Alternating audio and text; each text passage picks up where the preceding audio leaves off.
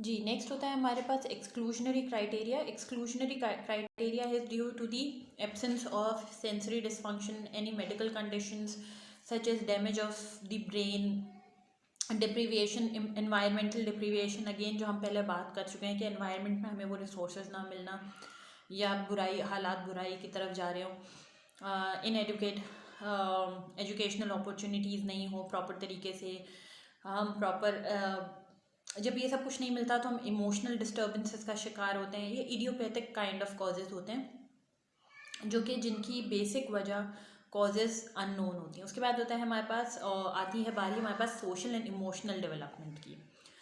Social and emotional development को जैसे हम पहले भी क्लैरिफाई कर चुके हैं कि ऑल्दो हम बहुत सारी दफ़ा इसी को निगलेक्ट कर रहे होते हैं, मगर ये डिपेंड करता है अगर केयर टेकर्स जो बचपन से, केयर टेकर का मतलब ये नहीं कि आशा वगैरह, they can be at some sources, but माँ बाप ने बच्चे को कैसे केयर करी है, उनकी कैसे बच्चे ने उनके साथ इंटरेक्शन रखा है, किस तरीके का टेम्परमेंट शो किया है माँ बाप ने, किस तरीके की अटैचमेंट रही है फैमिली से भी और एक्सटेंडेड फैमिली से भी। हमारे केसेस में तो ये इतना नॉर्मल नहीं है कि एक्सटेंडेड फैमिलीज़ होना। एक्सटेंडेड फैमिली हमारे लिए तो ये होता है कि ननियाल, ददियाल या दादी दादा साथ रह रहे हैं, या चाचा चाची, या जॉइंट फैमिली सिस्टम। बट अगर हम बाहर मुल्कों की बात करें तो एक्सटेंडेड फैमिली वुड बी कि मदर फादर आपस में डाइवोर्स्ड हैं और वो कहीं और मैरिड हैं, तो वो जो उनके स्टेप फादर हैं, जो स्टेप मदर हैं, वो भी एक्सटेंडेड फैमिली का हिस्सा होते हैं।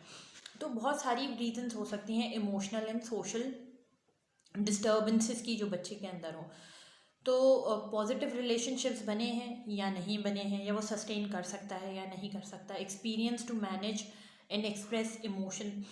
बाज़ औक़ात हम बच्चों को इमोशन एक्सप्रेस करने की इजाज़त नहीं देते, टेंट्रम शो करने की, या ज़्यादा जैसे गले लगाना, ये वो हम इजाज़त नहीं दे रहे होते।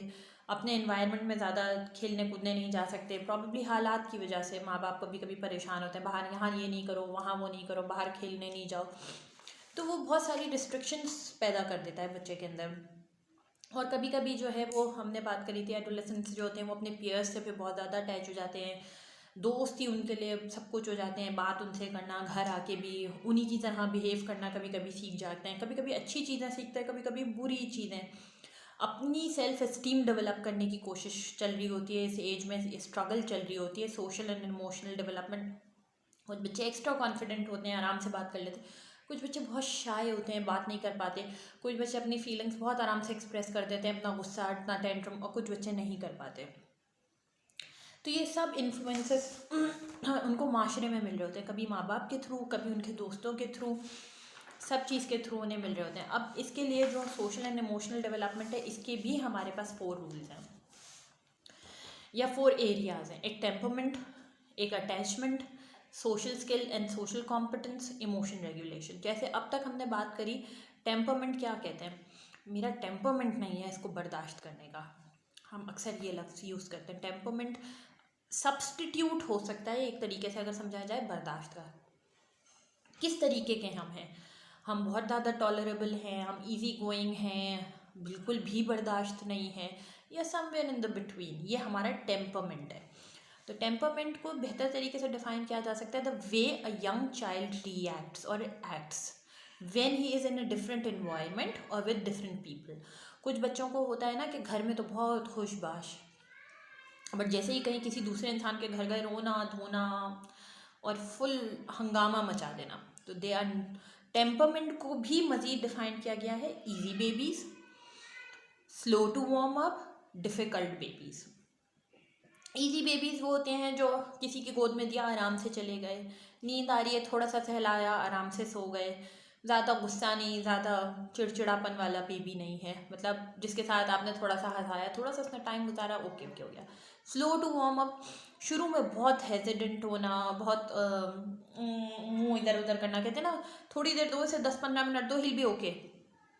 जैसे मेरा भतीजा है, वो इतनी बार मैं जाती हूँ, उतनी बार ही टेक्स हिज टाइम, मतलब 5-10 मिनट वो इधर उधर छुपेगा, थोड़ा सा छुप छुप के थोड़ी थोड़ी देर में इधर से उधर देखेगा, एंड फिर स्लोली खुद ही आ जाता है मेरे पास। तो वो हो गए slow to warm up babies.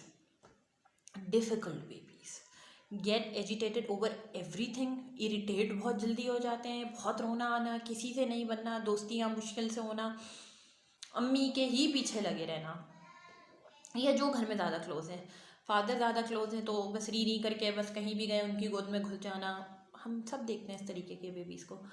तो ये हो गए हमारे पास डिफ़िकल्ट बेबीज़। अब हमारे पास आती है बारी अटैचमेंट की। अटैचमेंट क्या होती है? Attachment as a name shows कि हमें किससे ज़्यादा अटैचमेंट है, किसके मामले में हम ज़्यादा क्लोजनेस है हमें किससे।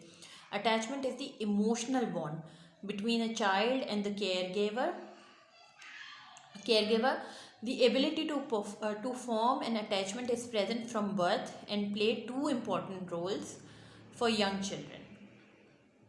सबसे पहली तो बात यह है कि बच्चों में ये एबिलिटी बचपन से होती है कि वो क्लोज़ होना शुरू हो जाते हैं अपने अम्मी अब्बू के, स्पेशली मदर्स के, बहुत ज़्यादा करीब होते हैं, अपना उनको चीज़ें सीख लेते हैं, वो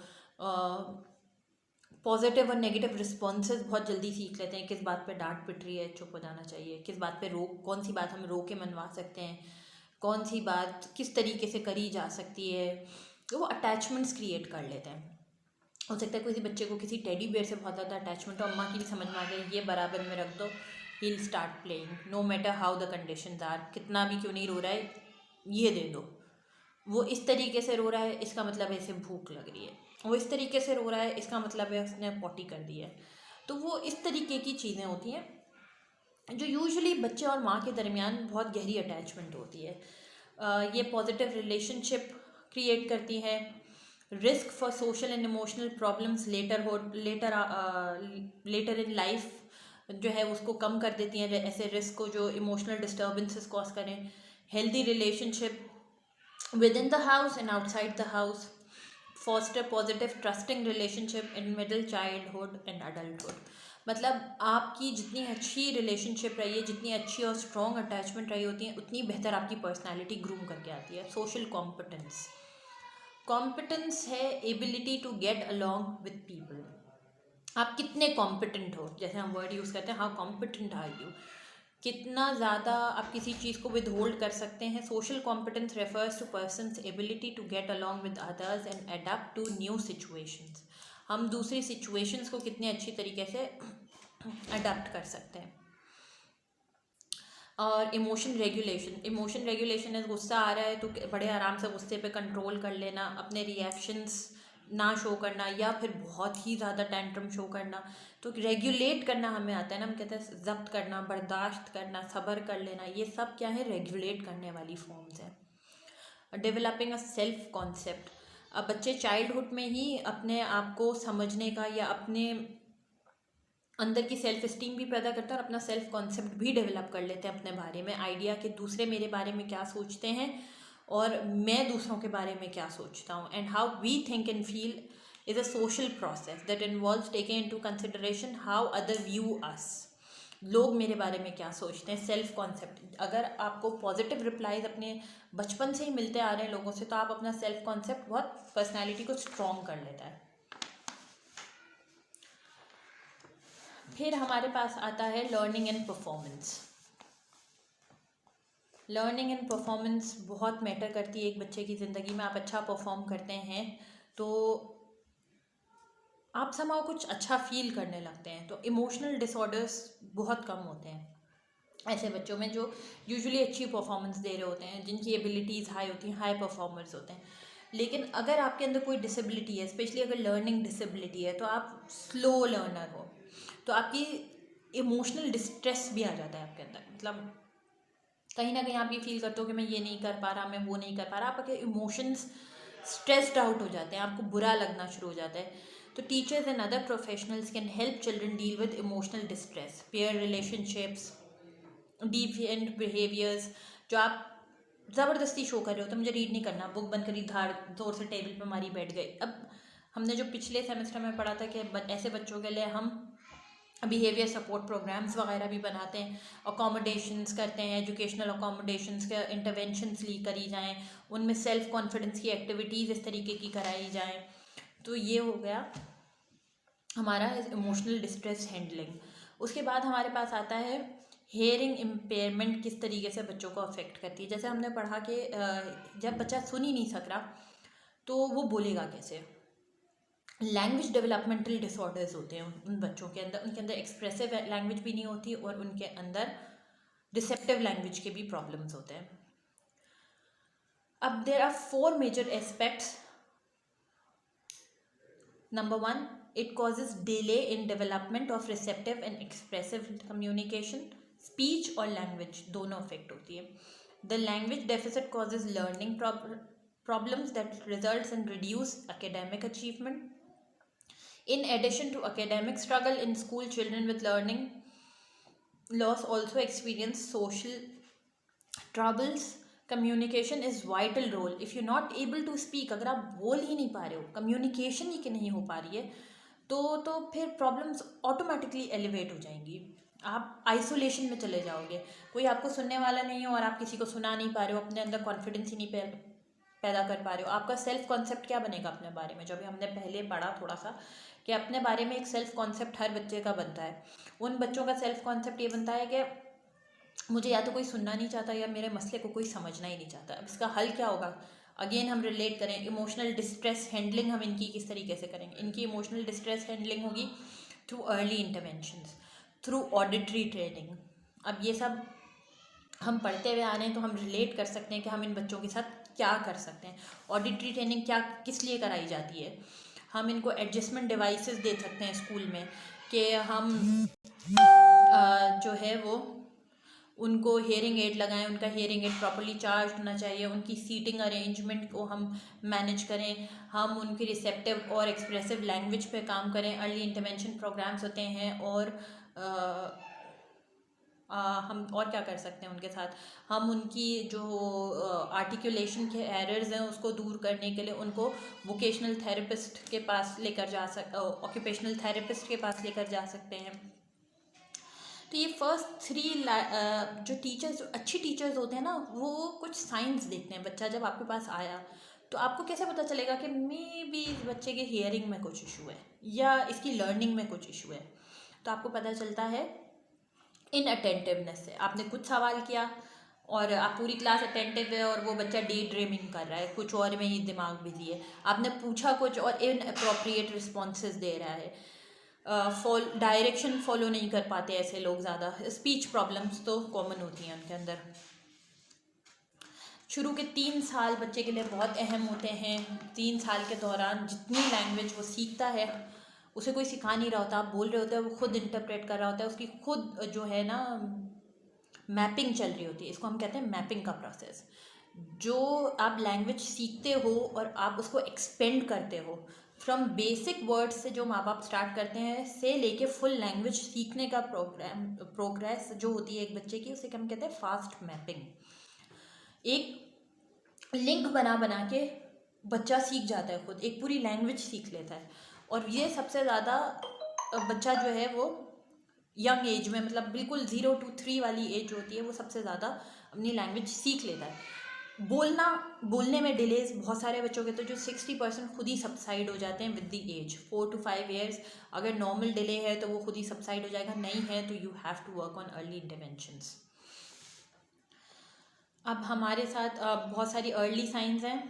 बच्चा रो के कम्युनिकेट करेगा आपके साथ, उसको भूख लग रही है तो न्यू बॉर्न अपना एनवायरनमेंट रिकग्नाइज करता है। अगर आप इसे कमरे से या कॉट से भी निकाल के दूसरी जगह लेके जाओगे तो वो हैरत से एक्सप्लोरेशन करेगा, मदर को पहचानेगा, बेसिक लोग जो आसपास सारा वक्त रहते हैं उनको पहचान लेगा।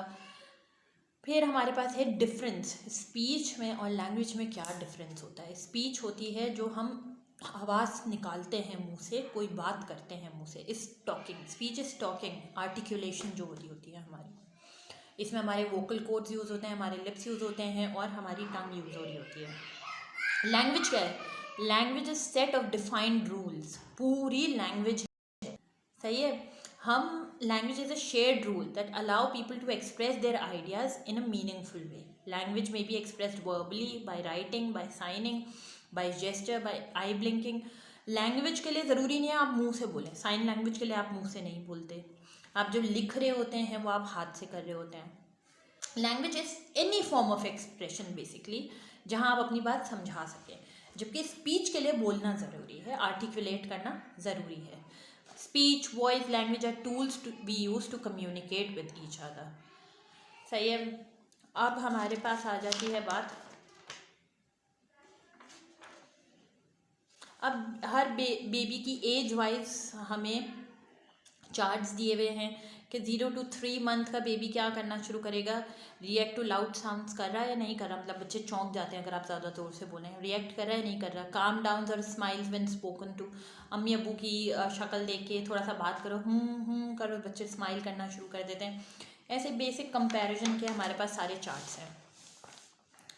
लैंग्वेज डेवलपमेंट के लिए मोस्ट कॉमन है, 60% लोग बच्चे जो है ऑटोमेटिकली रिकवर कर जाते हैं, नहीं करते तो जो है वो हम उन पे अर्ली इंटरवेंशन प्रोग्राम्स के थ्रू ही वर्कआउट करते हैं। उसके बहुत सारे रीजंस हो सकते हैं कि बच्चे लेट स्टार्ट कर रहे हैं बोलना। फॉर एग्जांपल छोटा बहन भाई की सारी बात बड़े बहन भाई कन्वे कर, ये तो ये बोलना चाह रहा है, या तो ये बोल, या बायलिंगुअल है, 2 लैंग्वेजेस यूज़ करते हैं तो बच्चा भी काइंड ऑफ कन्फ्यूज है फिर, या फिर साइकोलॉजिकल उसके अंदर कुछ प्रॉब्लम है, डिप्रीविएशन है। अच्छा, एक सिंड्रोम होता है जिसमें मेल्स में यूजुअली ज़्यादा होता है, उनके अंदर जो है वो लैंग्वेज के डिलेज बहुत ज़्यादा होते हैं, वो होता है Klinefelter सिंड्रोम। ये सिंड्रोम भी बच्चों के अंदर लैंग्वेज डिलेज पैदा कर देता है, और हमारे नर्वस सिस्टम के अंदर डैमेजेस होने की वजह से हमारे पास रिसेप्टिव अफेसिया होता है, एक्सप्रेसिव अफेसिया होता है, और चाइल्डहुड अपेक्सिया होता है। रिसेप्टिव अफेसिया का मतलब है रिसेप्शन ऑफ लैंग्वेज में इशू होना, आप किसी का कॉन्टेक्स्ट ही नहीं समझ में आ रहा आपको कि कोई बोलना क्या चाह रहा है आपसे। और एक्सप्रेसिव अफेसिया में आप खुद नहीं एक्सप्रेस कर पा रहे अपने आप को, ना ही लिखकर ना ही वर्बली। और चाइल्डहुड अपेक्सिया का मतलब है speech sound substituted for desired syllabular word. आप सब्सटीट्यूट कर रहे हैं साउंड को, मुझसे टा नहीं निकल रहा तो मैं वाह ही बोलूँगी, जैसे वाह नहीं निकल रहा मुँह से तो मैं वाह वाह बोलूँ, तो मैं सब्सटीट्यूट करना सीख गई। हालांकि इसके लिए आप अर्ली इंटरवेंशन करके बच्चों को आर्टिकुलेशन और थेरेपीज़ और एक्सरसाइजेस के थ्रू ये चीज़ सही करा सकते हैं। फास्ट मैपिंग की हमने बात कर ली कि वोकेबलरी का एक्सपेंड होना, आगे बढ़ना, 200 वर्ड से बच्चे 10,000 वर्ड्स तक सीखते हैं। इस सीखने के प्रोसेस को हम फास्ट मैपिंग कहते हैं। जो प्रोसेस है जिसके थ्रू वो सीख रहे हैं इसको हम फास्ट मैपिंग कहते हैं। I think this is all about it. I hope it helped you out a lot. Thank you so much.